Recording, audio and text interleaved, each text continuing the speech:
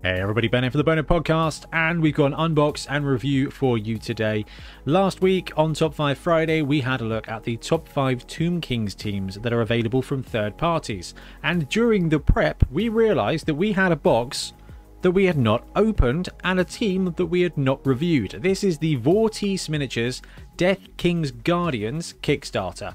Now, the Kickstarter was years ago now. The team is actually available for retail order straight away, so it made like a good idea for us to actually have a look at the models, check out the size and check out the price. Okay, the team is available on their website now, so we'll have a look at a couple of the different price points because there's three main ones that you kind of want to consider. The first one is the Death King's Guardians base team, which is £58.08.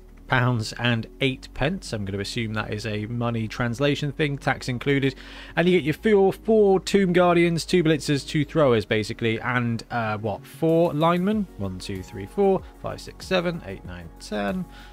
Yeah, I think that's about right. And then there's a couple of bigger versions of the team. This one here, which is £80, and you get a bit more in the box. You get more skeletons, you get alternate blitzers and things like that.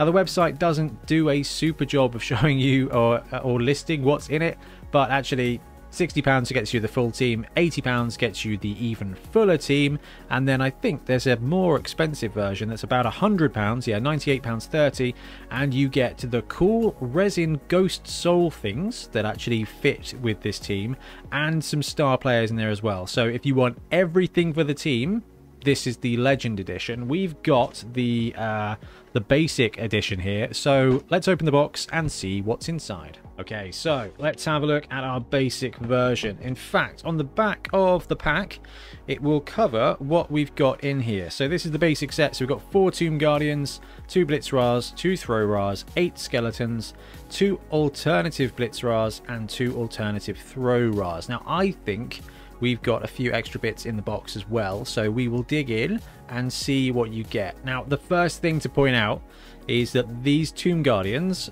not only are they brilliantly sculpted, but they've got set like translucent resin souls that you can glue into the model that makes it look like they're ghosts flying around them, which is just one of the coolest things about this team. In fact, we should probably show off what's in the box first of all. And because the website is a little bit light on detail and pictures of the models, actually what we're going to do is we're going to go back in time and have a look at their Kickstarter. Now, I'm not going to touch on the price points or anything like that, but what we can do here is just by having a look at some of the sculpts that are included in this team. So this is a couple of the Tomb Guardians. Now, they're big-ish models, as they should be, but there's a load of character and movement in there. But these are the ghost soul things that I'm talking about here. So that you've got the model, you paint the model, and then you've got this see-through resin ghost piece that you can add in there that's flying around. The Kickstarter, they did a great job so you can actually see some of the size comparisons. Maybe that's why we never did the size comparison video.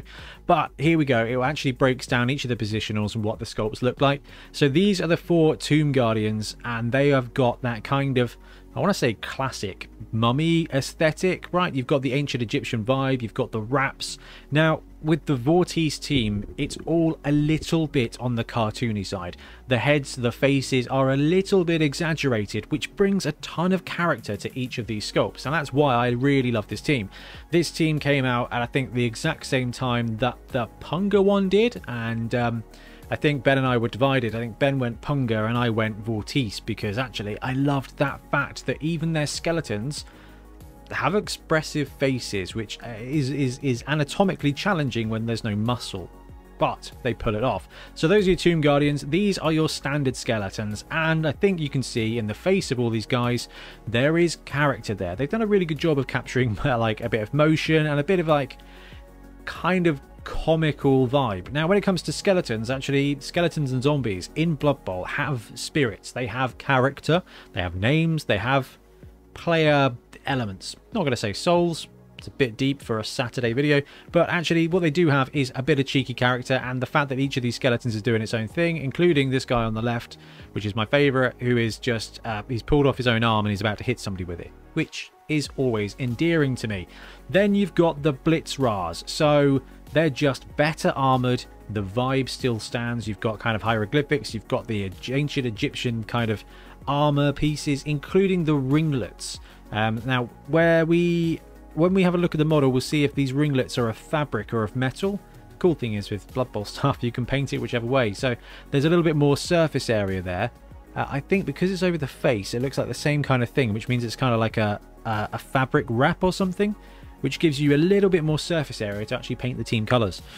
So you've got Blitz Ras, then you've got the Throw Ras, who've got the Pharaoh kind of head dresses on there. They've both got ball in their hand. Don't know, one of them has definitely a thrower pose, the other one looks to be more of a blitzer pose, but I'm assuming the ball's going to be on the other side there. So you've got the Throw Ras. Now this might be a really good way to break down what's in the team. So the basic team, you get 4 Tomb Guardians, 2 Blitz Ras, 2 Throw Ras, and 5 Skeletons. Okay, that's a good starting point. The advanced team, you got that, you got alternative Blitz Ras as well. This was obviously for the Kickstarter, and the Legend team, so we are going to have some stretch goals in here as well, which is pretty cool. And this is where you get the souls. Now, because we got the basic team, I don't think we're going to have the souls in here, but I do know we've got at least 1 star player with one of the resin souls, so we can have a look at it.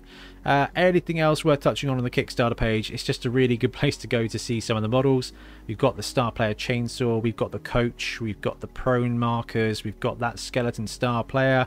Oh, we've got fireball marker as well. We've got the dwarf, I've seen that. We've got the catcher, and we've got Ramsuck Reborn, who does have the cool ghost things. So even if we don't have the ghosts for the Tomb King, for the Tomb Guardians, we can show off how the resin ghosts work when we look at that star player. Okay, so that's what the models look like from a rendering point of view. Let's actually get them to the tabletop. Now, because this is a Kickstarter version, there's going to be a whole bunch of our stretch goals in there, but we will figure them out, filter them out, and have a look at the proper contents of the team. That's a nice touch, isn't it? Hey Ben, thanks for the support. Enjoy the miniatures. Thank you, Vortice. I love this. I think they've just previewed, or they've just kind of put a spoiler video out for their new stadium dungeon thing. Shall I upend this? This is gonna, right, this is in honor of the Dice Tower. This is how Tom Vassal does things. Just empties the box out onto the surface, and most of the time I find it very stressful. So what we're going to do is we're going to go through here and we'll have a look at a few of the models. We should probably start with the team, but what we're actually going to do is start with this star player, because this is Ramsuck. Hello? Keyboard. So the reason we're going to do this is because we can at least show some of the souls and some of the casting details. So this is the star player Ramsuck, and hopefully the camera detail is not too bad. I've got it a bit overly zoomed in, but you can see the cast is nicely, actually really nicely done. Now this is from a time before 3D printing in all those, what, 2-3 years ago, and it's interesting to see the quality as it is, and I can't actually see any mold lines on there, which is pretty remarkable because this is actual resin cast. No. All right, well that's really promising. So you got the star player, and this is going to be quite useful because this is a star player who is a Tomb Guardian, so we can use it as a bit of a size comparison to kind of get our heads around how big these guys are going to be. Let's see if we can let our autofocus take care of this for a second while I bring in the mummy. There we go, autofocus on the go. So this is the star player, and this is the undead mummy with a head swap. So I used 1,000 Suns head for my Khemri team. So this guy has got he's got quite a bit of size over the undead mummy, even with their cool kind of head swaps. So a big piece of kit, at least for the star player, but this was what we wanted to see. Now what I'm going to do is drop these out and see if we can get a good shot of this on camera. So this is the translucent resin that they used for the souls. So I'm not quite sure how this model goes together. We'll have to go back to the Kickstarter and kind of see, but I wouldn't be surprised if it doesn't just slot in on the guy somewhere, and then has it kind of shooting around. Maybe it's from his base or something like that. But the whole idea is that you paint the model and then you add this kind of ghostly effect, which I don't think I've seen it done before. I think it's a really clever way to do it. So that is the star player, and that's an example of the resin ghosts that you can get. Okay, here we've got the pieces of one of the throwers. Now, with the majority of these skeletons, they actually come in multi-part pieces, so 3 or 4 pieces. Now, this is resin. Now, it doesn't actually feel that oily in any way, shape or form, but I think you can kind of see a little bit of a sheen on the camera, and when it comes to building resin models, it is always best to give them a clean in lukewarm kind of soapy water, just to get any mold release off before you start gluing your models together. So I am not going to piece these models together. Luckily, there's a few that we can use to gauge the size without actually gluing, but this is what looks to be that other thrower. So you've got the plug, you've got the socket there, you should be able to just slide it in, and with a bit of glue you can position this guy to be in his kind of sideways throwing place. And then you've got to take the arm, and actually I'm impressed with this, they've got a pretty good socket system for resin models, so you have to kind of fandangle that into place. Now once this has been cleaned, a bit of glue is going to be no problem with this, which is nice, but we cannot use him without gluing him together for a size comparison. Now the cool thing is, actually, a lot of these models are all the same scale, they're the same size, so there doesn't look to be a huge amount of fluctuation. So what we've got here, that was one of the throwers, this is one of the blitzers, and this guy, his torso is together, so we don't need to build this guy, but you can see you've got the extra hand on either side that you need to glue on. So let's get a size comparison model. Do we go with a zombie? I couldn't find my skeletons from my undead team, but I've got a zombie here who's almost painted, and actually we can use this guy against the zombie to gauge the size. So crouching down, the blitzer is about the same size as the zombie. So this is a blitzer, and you can see the head difference. Now this is what I was talking about when it comes to Vortice and their kind of overly sized characterful faces, is that actually it gives them that unique style, and it's something that we've seen from quite a few different miniatures companies. So Torchlight has got the same kind of oversized head vibe to it. So that is against a zombie, and if we take the blitzer and put it against a human, then actually we can see that size-wise it works out pretty well. It's a little bit, potentially a little bit taller than a human if he was standing upright, but when it comes to like the size and the scale and the mass of these models, they line up really nicely, I think, to the Games Workshop new ones. So when this was released, Blood Bowl 16 was out, so the new scale was around, and actually that meant that they could produce models that still works with Blood Bowl to this day. So we've got a lineman here as well, and I think that's another really good comparison. So lineman versus human thrower from the nobility team. Oh, can I get the autofocus to work? Still working through this new camera setup. So actually you can see the detail. If I leave it alone for it to zoom in on the model, you can see the detail on the model is plentiful. They've done a really good job with the casting. And all of these guys, actually, as we're going through them, you can see that the casting has left very few mold lines. So actually I'm really impressed with that by itself. And scale wise, stacking him up to the human thrower, he's probably about right. Now again, you can see the skull size is probably about twice the size that it needs to be. But again, it adds that bit of character, and means when you paint these guys up, they are going to look really, really fun on the pitch. And I think this team's actually going to go in my painting list soon. You know me, I don't paint a lot of stuff. I just kind of build it and prime it and move on with my life.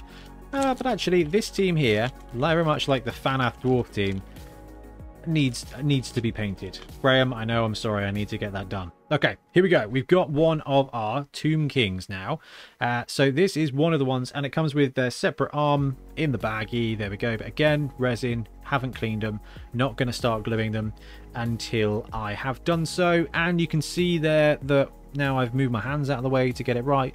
Crisp detail, a lot of texture on the fabric pieces there too, which is really nice to see.